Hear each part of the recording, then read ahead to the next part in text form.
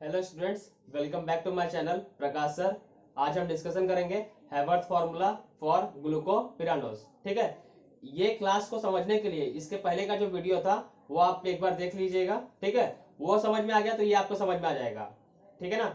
उसमें मैंने ये बताया था आपको कि जो ग्लूकोज जो था उसका 3 स्ट्रक्चर पॉसिबल होता है। स्ट्रेट चेन वाला जो ग्लूकोज था उसमें देखो बताया था कि वो जो हेवियर न्यूक्लियोफाइल जो थे वो आपका स्ट्रेट चेन वाला जो ग्लूकोज था वो उनके साथ रिएक्शन परफॉर्म नहीं कर रहा था।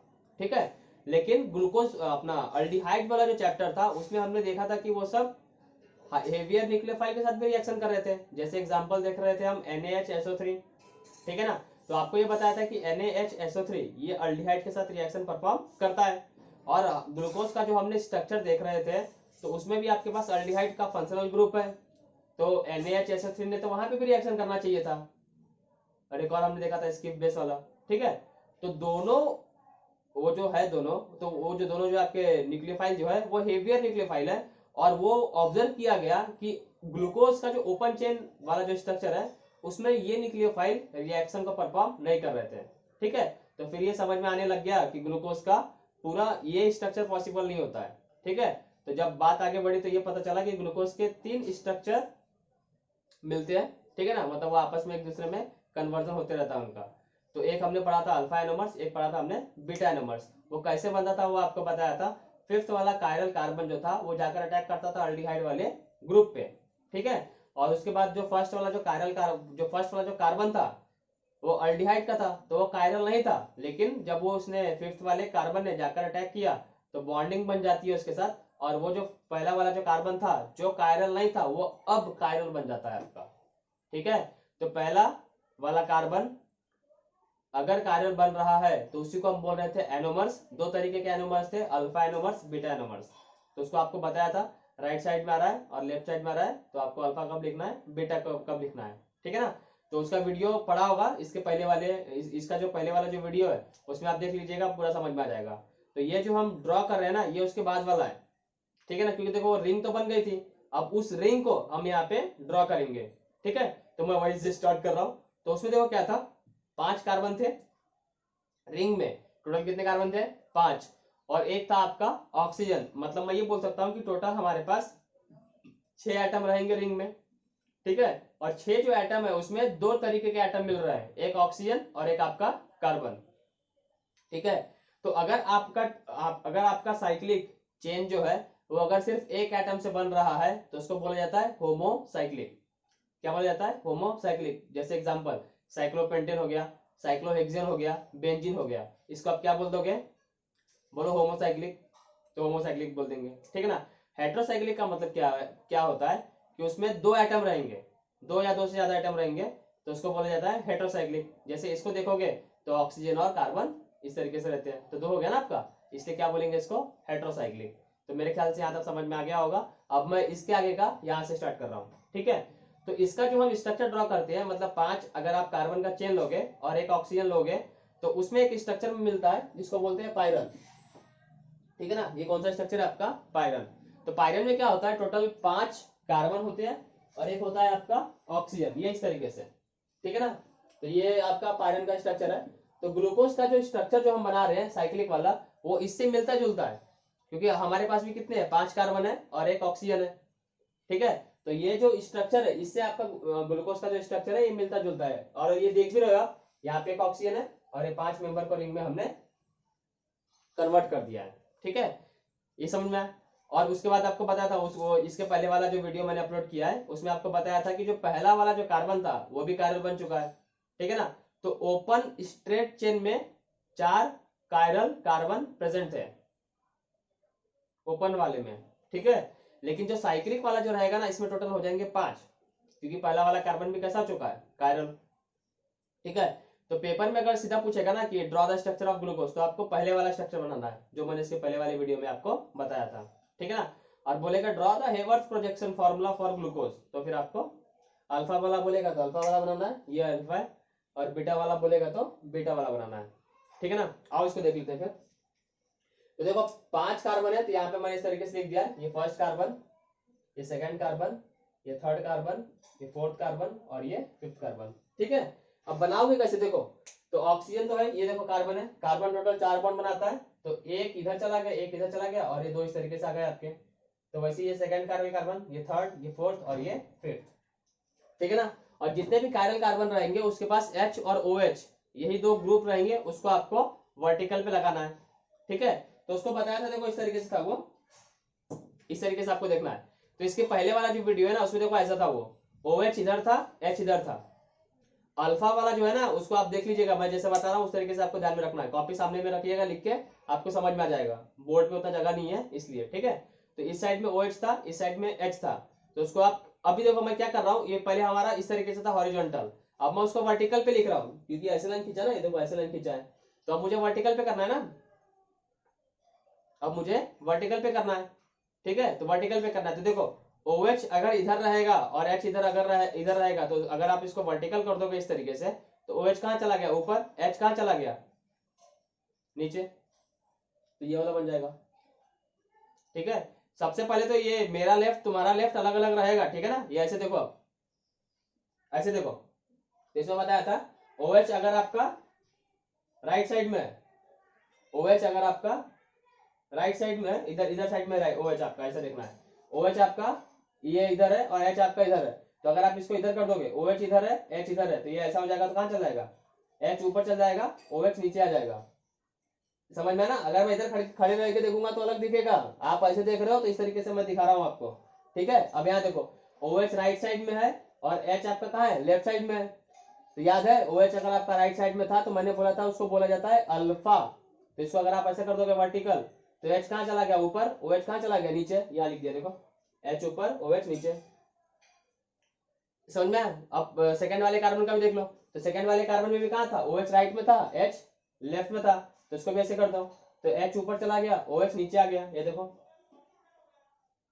ठीक है। थर्ड वाले कार्बन पे आ जाओ, उसको बताया था थर्ड वाले कार्बन पे चेंजेस होते हैं, मतलब OH रहेगा लेफ्ट में और H रहेगा आपका राइट में, तो उसको ऐसे कर दोगे तो OH चला जाएगा ऊपर, H चला जाएगा नीचे, ठीक है। वैसे ही आप फोर्थ वाले कार्बन का ही बना लोगे, वैसे ही आप फोर्थ वाले कार्बन का ही बना लोगे। प्रॉब्लम आता है फिफ्थ वाले कार्बन में, क्यों, क्योंकि फिफ्थ वाले कार्बन में HOH नहीं है और CH2OH यहाँ पे रहता है लेफ्ट में, और इसके नीचे में रहता है आपका, मतलब ऐसा है, मतलब उसमें ना लेफ्ट राइट वाला कंसेप्ट आता ही नहीं है फिफ्थ वाला कार्बन जो होता है, क्योंकि जो उसमें था ना OH वो जाकर अटैक कर दिया था उस पर, ठीक है। तो फिफ्थ वाले कार्बन पे सिंपल आपको याद रखना है कि जो हेवियर ग्रुप जो होता है ना वो हमेशा ऊपर बनता है, ठीक है, सीधा याद रखना है। हेवियर वाला जो ग्रुप होता है ना वो आपका कहाँ बनता है, ऊपर बनता है।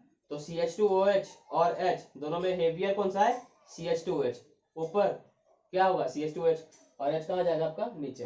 तो इस तरीके से ये आपका स्ट्रक्चर बन गया अल्फा डी ग्लूकोपिरानोज का। तो एकदम सिंपल है, कुछ भी नहीं करना है, आप बस ओपन चेन वाला जो था ना उसको बना लो, और ये ट्रिक मैंने बताया इस तरीके से, ये ऐसा वाला OH को इधर रखा है, इधर मतलब राइट में, और H को तुमने रखा है लेफ्ट में, तो क्या करना है, इसको इस तरीके से घुमा देना है, क्लॉकवाइज घुमा देना है, तो H कहाँ चल जाएगा ऊपर, OH कहाँ जाएगा नीचे, आ समझ में। तो उसको आप इस तरीके से, ठीक है। लेकिन मैं अगर ऐसे करके देखोगे तो फिर उल्टा हो जाएगा, क्योंकि वो तुम जैसे देख रहे हो मैं थोड़ा सा अलग से देख रहा हूँ ना, अरे एक में नहीं आ रहा ना, ऐसा अलग रहेगा, ऐसा अलग रहेगा ना, तुम्हारा लेफ्ट और यहाँ तुम्हारा जो लेफ्ट रहेगा अब मेरा राइट हो चुका है वो, समझ में। इसलिए मैं ऐसा करके देख रहा हूँ, क्योंकि आप जिस तरह से देख रहे हो ना मैं भी उसी तरीके से देख रहा हूँ, ठीक है। तो इस तरीके का ध्यान रखना। और ये नेक्स्ट है आपका बीटा डी वाला, देखो बीटा डी में बताया था कि अगर आपने OH को लेफ्ट में लगा दिया, ऐसे देखो, अब OH उसमें बीटा डी में क्या था, OH आपका लेफ्ट में लगता था और H का लगता था राइट में, है ना। अब इसको ऊपर कर दो तो OH कहाँ चला गया ऊपर, यहाँ लिख दिया ऊपर, और H का लिख दिया नीचे, ठीक है। अब बाकी सब तो वैसे का वैसा सेम ही रहेगा ना, क्योंकि बाकी सब में कोई भी चेंजेस नहीं थे, बस फर्स्ट वाले कार्बन पे चेंजेस हो रहे थे। और ये आपको बताया था कि जो कार्बन पहले कायरल नहीं था, जो कार्बन पहले कायरल नहीं था, अब बाद में वो अगर कायरल कार्बन बन गया, तब जाकर एक नया टर्म डिफाइन होता है, जिसको हम क्या बोल देते हैं, एनोमर्स।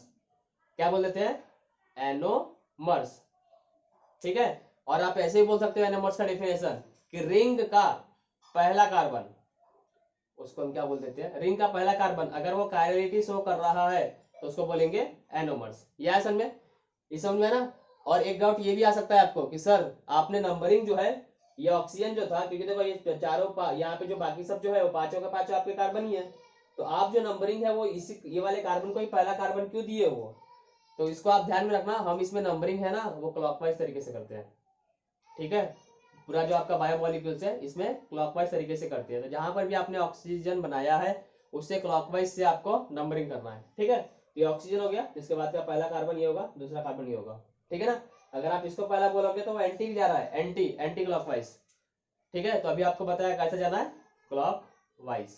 यहाँ तक आ गया समझ में। तो मेरे ख्याल से अल्फा डी और बीटा डी समझ में आ गया, अल्फा डी बीटा डी समझ में आ गया, ठीक है ना। तो ये देखो ऐसा लिखा हुआ है।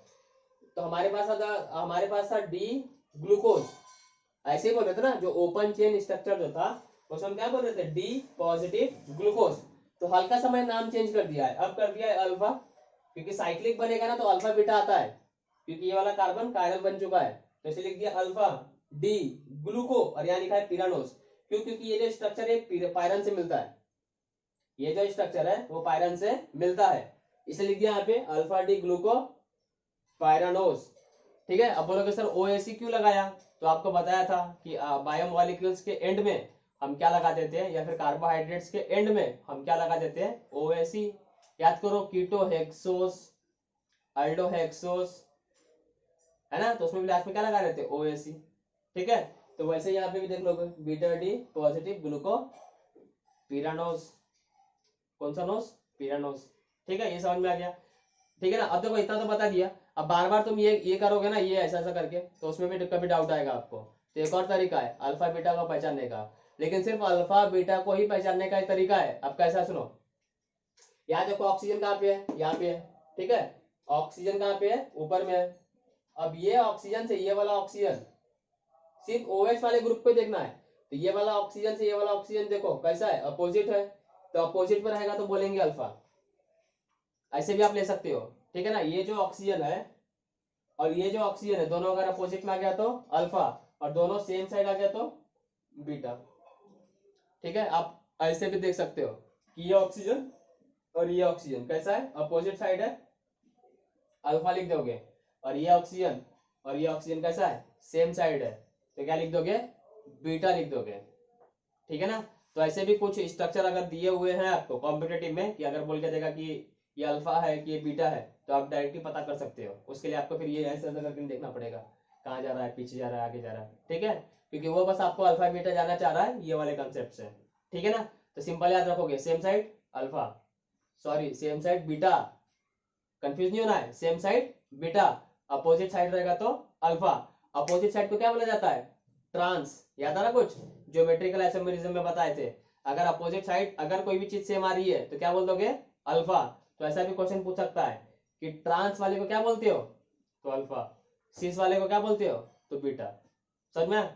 स्टेट बोर्ड में क्या क्वेश्चन पूछेगा, डायरेक्टली बस 1 मार्क का ये क्वेश्चन पूछता है, draw the Haworth's projection formula for alpha D glucopyranose, तो ये वाला बना देना है, ठीक है। अगर वो बोलेगा draw the Haworth's projection formula for beta D glucopyranose, तो फिर ये वाला बना देना है, बस। इससे ज्यादा क्वेश्चन स्टेट बोर्ड में नहीं पूछेगा, कॉम्पिटेटिव में कुछ भी पूछ सकता है।